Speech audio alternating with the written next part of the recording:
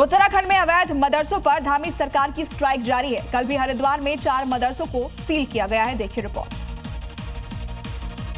हरिद्वार में बिना मान्यता के चल रहे इन मदरसों पर सीलिंग का ताला लगा दिया गया। प्रशासन का कहना है कि मदरसों को नोटिस जारी कर स्पष्टीकरण मांगा गया था, लेकिन जवाब न मिलने पर सीलिंग की कार्रवाई की गई। इसके साथ ही उत्तराखंड में अब तक 222 अवैध मदरसों पर ताला लगा दिया गया है। अकेले हरिद्वार में 85 मदरसे सील किए गए हैं, जबकि ऊधम सिंह नगर में 66, देहरादून में 44, नैनीताल में 24, पौड़ी में 2 और अल्मोड़ा में 1 मदरसे को सील किया गया है। राज्य सरकार का कहना है कि सूबे में कट्टरता और अवैध मदरसों के लिए कोई जगह नहीं है। साथ ही किसी भी तरह की गैर कानूनी गतिविधि को बर्दाश्त नहीं किया जाएगा।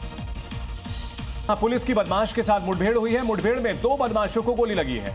बताया जा रहा है चेकिंग के दौरान पुलिस पर बदमाशों ने फायरिंग की। जवाबी कार्रवाई में बदमाश घायल हुए हैं।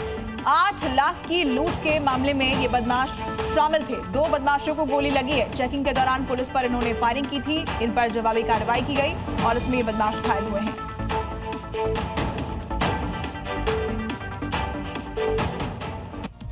यूपी में हत्या के प्रयास, अपहरण और रंगदारी के मामलों में आरोपी और प्रतापगढ़ से समाजवादी पार्टी के नेता पर राजस्व टीम ने बड़ी कार्रवाई की है। सपा नेता की करोड़ों की जमीन कुर्क की गई, तो वहीं करोड़ों की संपत्ति की कुर्की के आदेश दिए गए। देखिए समाजवादी पार्टी के नेता पर प्रशासन का एक्शन।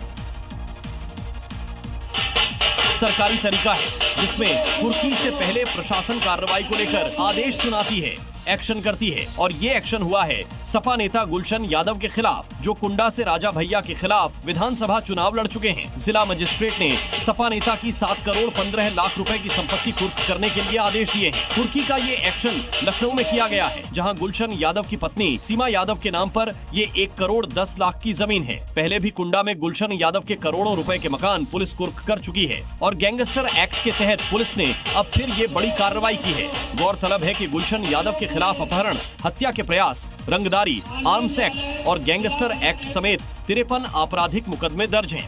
जाहिर है ऐसे में प्रशासन की कार्रवाई तो होनी ही थी।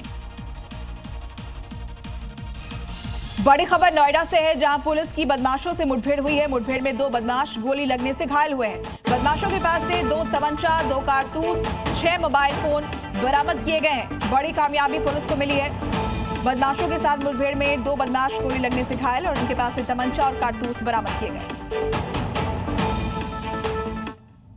और अब दिखाते हैं आपको राजनीति से जुड़ी कुछ बड़ी खबरें रफ्तार अंदाज में। व्हाइट हाउस में अमेरिकी राष्ट्रपति डोनाल्ड ट्रंप और पाकिस्तान के जनरल मुनीर के डिनर को लेकर देश की सियासत गर्मा गई है। उद्धव गुट के शिवसेना सांसद संजय राउत ने मोदी सरकार पर निशाना साधते हुए कहा कि राष्ट्रपति ट्रंप कई देशों में हस्तक्षेप कर रहे हैं और सत्ता में बदलाव चाहते हैं। क्या वे भारत में भी ऐसा ही करना चाहते हैं?